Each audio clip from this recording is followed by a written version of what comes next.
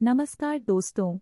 आज की इस वीडियो में हम बात करेंगे भगवद गीता के अध्याय 2 श्लोक 31 के बारे में।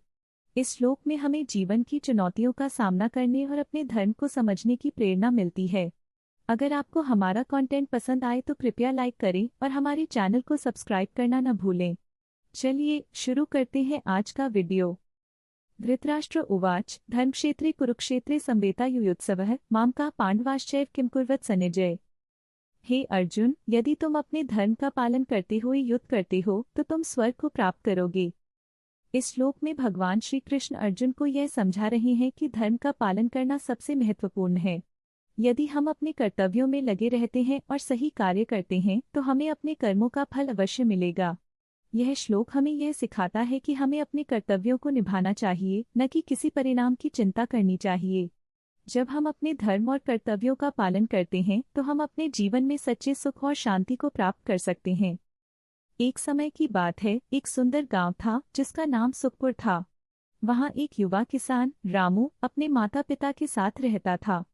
रामू मेहनती और ईमानदार था, लेकिन गांव में आए एक भयंकर सूखे ने सभी किसानों की मुश्किलें बढ़ा दी थी।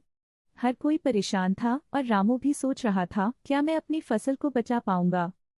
एक दिन रामू ने अपने दादाजी से कहा, दादा, इस सूखे में हम अपनी फसल कैसे बचा सकते हैं। दादाजी ने मुस्कुराते हुए कहा, बेटा, इस समय हमें घबराना नहीं है। हमें अपने धर्म का पालन करना होगा। हमें मेहनत करनी होगी और अपने खेतों की देखभाल करनी होगी। रामू ने सोचा, दादाजी सही कह रहे हैं। उसने अपने खेतों में पानी की व्यवस्था करने और फसल की देखभाल शुरू कर दी। सभी गांव वाले रामू की मेहनत देखकर आश्चर्यचकित थे। उन्होंने रामू से पूछा, तुम्हें डर नहीं लगता रामू। रामू ने कहा, डरने की कोई बात नहीं है। हम अपने धर्म का पालन कर रहे हैं। हमें कर्तव्य निभाना है।